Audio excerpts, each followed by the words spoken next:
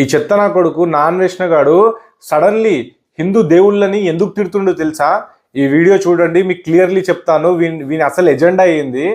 అయితే వీడు శివాజీ అన్నని టార్గెట్ చేసిండు. శివాజీ అన్న టాపిక్ అనేది ట్రెండింగ్లో నడుస్తుంది కాబట్టి ఫస్ట్ ఆయనని టార్గెట్ చేసిండు.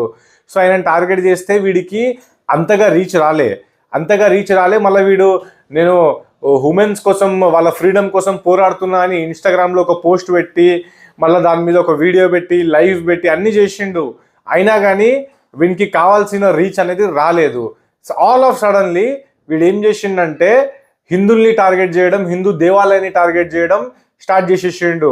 సో వాడికి ఏమైపోయింది, ఒకటేసారి 30 లక్షలు 40 లక్షలు వ్యూస్ రావడం స్టార్ట్ అయిపోయింది. మీ అందరికి ఒక విషయం చెప్తాను, ట్రావెలింగ్లో యూట్యూబ్ అనేది పైసల్ని తగ్గించేసిండు, అంతగా ఇస్తలేడు.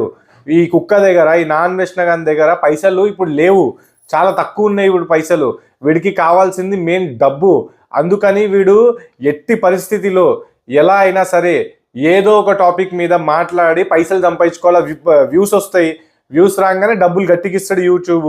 అండ్ ఇప్పుడు ట్రావెలింగ్ మీద అమౌంట్ అనేది తగ్గించేసిండు. అందుకని వీడు ఫస్ట్ శివాజీ అన్నని టార్గెట్ చేసిండు. అక్కడ వర్కౌట్ కాకపోతే మళ్ళా టాపిక్ని చేంజ్ చేసేసి మన గరికపాటి గారిని తిట్టడము, దాని తర్వాత హిందూ దేవాలయం మీద తిట్టడము, సీతమ్మ గారిని తిట్టడం, ఇది మొదలు పెట్టేసిండు.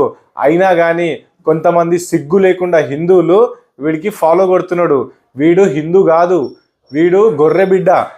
వీని పాత వీడియోలు పోయి చూడండి. వీడు ఏమంటుండు, నేను బైబిల్ పట్టుకొని మొత్తం దేశాలు తిరగాలని నా కోరిక ఉంది. వీడి ఛానల్లో షార్ట్స్లో పోయి చూడండి.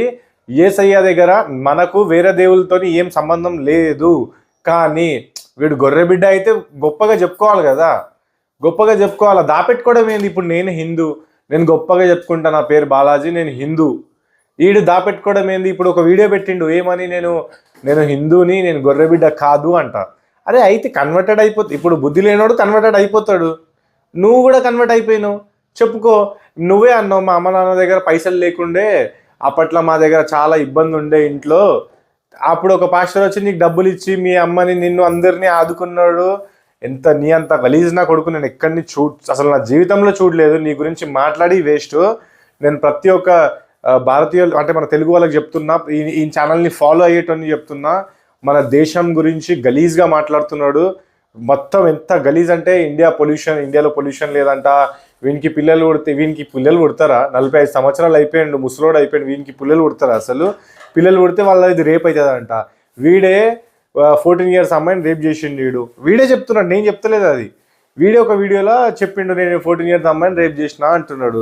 అండ్ వీంది ఏంటంటే ప్రతిసారి ఎవరికొకరిని టార్గెట్ చేయడం.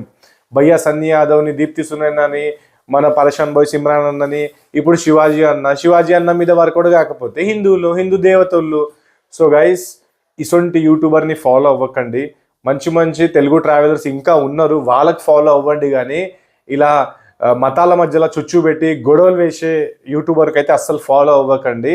వీని రియాలిటీ ఏంటంటే ట్రెండింగ్ టాపిక్ దొరకాలా, దాని మీద మాట్లాడాలా, మంచి వ్యూస్ వస్తాయి, మంచి డబ్బు వస్తుంది, దాని తర్వాత వీని పని అయిపోతుంది. వీడు ఇండియాకి కూడా రాడు, ఎందుకంటే వీని మీద కేసెస్ ఉన్నాయి.